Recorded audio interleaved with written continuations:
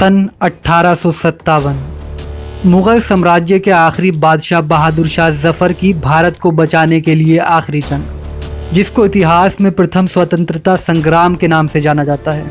कहा जाता है कि ये जंग भारत की अपनी शर्तों पर लड़ी हुई आखिरी जंग थी, जिसका नेतृत्व आखिरी मुग़ल बादशाह बहादुर शाह ज़फ़र ने किया था। मगर दोस्तों, अब ऐसे में सवाल ये उठता है कि अगर मुग़ल सम्राट बहादुर शाह ज़फ़र अंग्रेज़ों के ख़िलाफ़ हुई इस जंग में जीत जाते तो भारत की तकदीर कैसी होती? कौन होता भारत का शासक? क्या बहादुर शाह ज़फ़र भारत को फिर से एक करने में कामयाब हो पाते?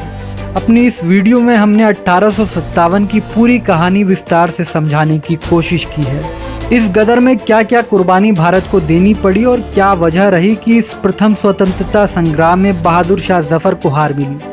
लेकिन दोस्तों, इससे पहले आपसे रिक्वेस्ट है, अगर आप हमारे चैनल पर नए हैं तो चैनल को सब्सक्राइब कर लीजिए और बेल आइकन को दबा दीजिए ताकि आपको आने वाली खबरों की नोटिफिकेशन टाइम पर मिलती रहे।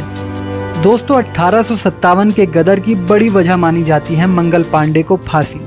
दरअसल बैरकपुर छावनी में घटित हुई इस घटना में मंगल पांडे नाम के सिपाही ने अंग्रेज़ों के खिलाफ सीधा विद्रोह कर दिया था और वजह थी गाय और सुअर की चर्बी से बना कारतूस, जिसको उस वक्त मुंह से काटना पड़ता था। इस्लाम में सुअर हराम है और हिंदू धर्म में गाय को पवित्र माना जाता है। क्योंकि मंगल पांडे ब्राह्मण था, इसीलिए उसने इस कारतूस को मुंह से काटने से मना कर दिया था, जिसके बाद अंग्रेजी सरकार ने मंगल पांडे को 8 अप्रैल सन 1857 को फांसी की सज़ा दे दी थी। मंगल पांडे की मौत के बाद ये खबर पूरे देश में आग की तरह फैल गई थी। 10 मई 1857 को मेरठ छावनी की पैदल सैन्य टुकड़ी ने भी इस कारतूस का विरोध किया और अंग्रेज़ों के खिलाफ बगावत कर दी। लगभग 70,000 सैनिकों का काफिला दिल्ली के लिए रवाना हो गया। कहा जाता है उस वक्त दिल्ली के आखिरी मुग़ल बादशाह बहादुर शाह ज़फ़र की हुकूमत हुआ करती थी। 11 मई 1857 को ये सेना दिल्ली पहुंच गई। दिन था सोमवार का। सुबह के 5 बजे बहादुर शाह ज़फ़र फज्र की नमाज़ पढ़ रहे थे। तभी अचानक उन तक ये खबर पहुंचती है कि मेरठ से सैनिकों की एक टुकड़ी आई है जिसने अंग्रेज़ों के खिलाफ विद्रोह कर दिया है।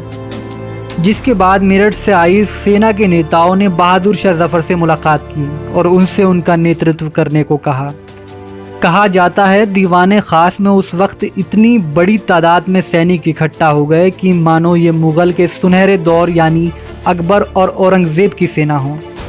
सदियों बाद मुग़ल दरबार में इतने जोश और शोर की आवाज़ें गूंज रही थी। एक लंबे अरसे के बाद मुग़ल दरबार फिर से सजाया गया था। उस वक्त पूरे दिल्ली की आबादी सिर्फ 1.5 लाख हुआ करती थी, जिसमें 70,000 सैनिकों के आने से अफरा तफरी का माहौल हो गया। 12 मई की सुबह तक दिल्ली अंग्रेज़ों से पूरी तरह से आज़ाद हो गया था। अब पूरे दिल्ली का कंट्रोल पूरी तरह से बहादुर शाह ज़फ़र के हाथों में था। दिल्ली के आज़ाद होने के बाद ये जंग पूरे हिंदुस्तान में फैल गई। अब लगने लगा था कि शायद भारत को आज़ादी मिल जाएगी, लेकिन दुर्भाग्य से ऐसा ना हो सका। और इसमें सबसे बड़ी वजह रही हिंदुस्तानी शासकों का टुकड़ों में बिखरना। खुद अंग्रेज़ों का कहना था कि अगर उस वक्त हिंदुस्तानी शासक बहादुर शाह ज़फ़र की लीडरशिप में एक जगह होकर एक वक्त पर जंग लड़ते तो भारत शायद 1857 में ही आज़ाद हो गया होता। 1857 से 1947 तक जो नुकसान भारत ने उठाया है वो शायद भारत को ना उठाना पड़ता, शायद बंटवारा ना होता, शायद आज भी भारत ही सुपर पावर होता। 1857 की इस जंग आज़ादी में आखिरी मुग़ल बादशाह बहादुर शाह ज़फ़र की हार हुई, क्योंकि इस जंग में कुछ देश के गद्दारों ने अंग्रेज़ों का साथ दिया था, जिसकी वजह से बहादुर शाह ज़फ़र की हार हुई। उनके 3 बेटों को अंग्रेज़ों ने उनकी आंखों के सामने ही गोली मार दी। बहादुर शाह ज़फ़र को कैद कर लाल किले की एक छोटी सी कोठरी में डाल दिया गया। बादशाह हिंदुस्तान पर अंग्रेज़ों ने जुल्म और ज़्यादती की इंतहा कर दी।